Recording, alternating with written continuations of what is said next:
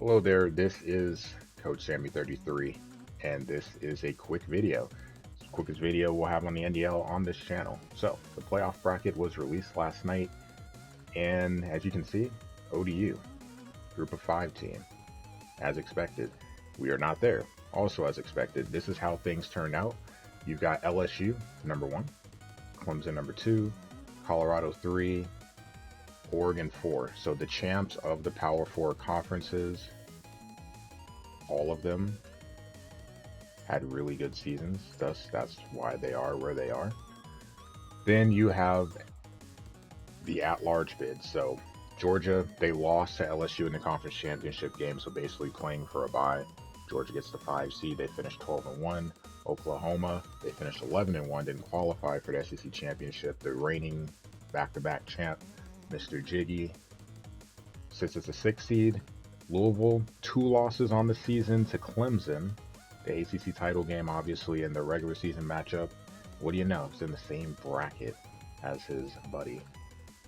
Sits at 7, 8, UCF, 9, Notre Dame, 10, Tennessee. So SEC getting a lot of love, rightfully so. TCU, number 11.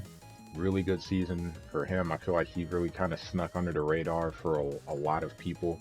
Really curious to see how things will play out with North Carolina losing down the stretch. That last block that opened the doors for a potential at-large bid to be open.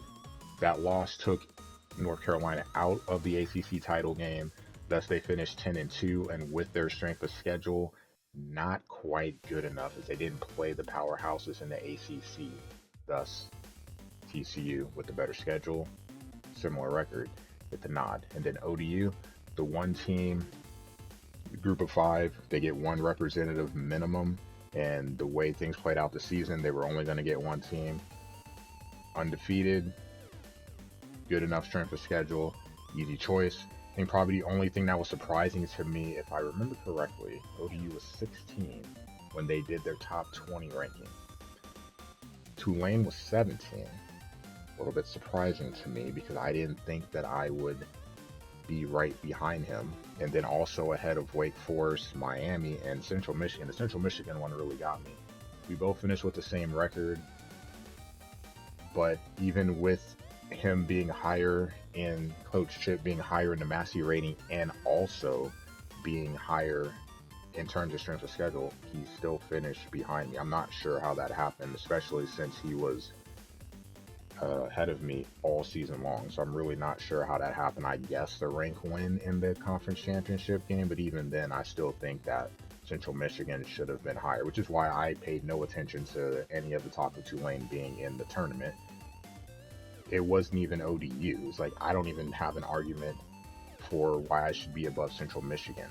So it was a moot point, but I was really surprised to see that we finished second in terms of group of 5 teams. Crazy to me.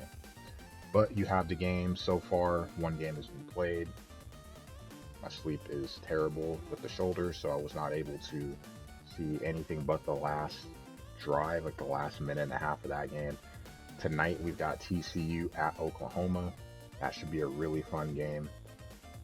And then we'll be halfway through the first round. I believe Georgia and ODU are trying to get a game played today, but it doesn't look like it's going to happen. Some stuff came up, so maybe tomorrow we'll have to see.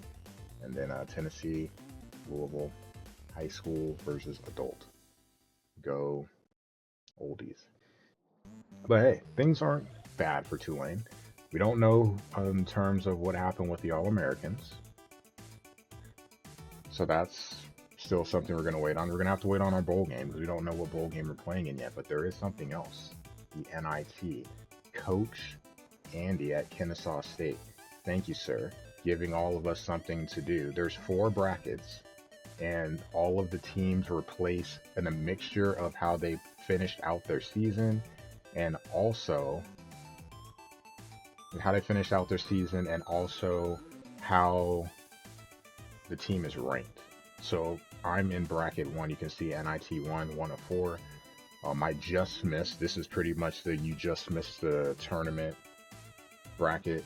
You've got Kansas State, who was a team that was close to getting in.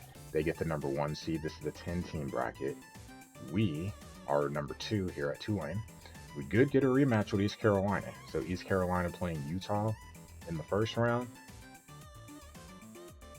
The fact that they match up against each other is pretty hilarious, I must say. But it is what it is. Central Michigan sitting at 3. So that could be a potentially fun matchup. These are all played at neutral sites, so that'll be pretty fun. This will be a fun matchup too. Washington State against San Diego State, the Mountain West champ against the Pac-2 champ. And they were both in the Mountain West last season. Washington State coached Wyoming, and he had a really good run there, which is what propelled him to be able to get his favorite team at Washington State. So that'll be a fun matchup. Winner plays Kansas State, and then you see how things play out is very cut and dry. This is game number 2, this is game number 1, so on and so forth. This is a double elimination tournament, so you can see whoever loses game 2 goes here in that 7th spot. Whoever loses game 3, this one here, drops into the loser's bracket and we'll play them. And then vice versa, Washington State and San Diego State, the loser goes here, loser Central Michigan and Wake Forest goes there. And then obviously you lose here in the bottom, you're out.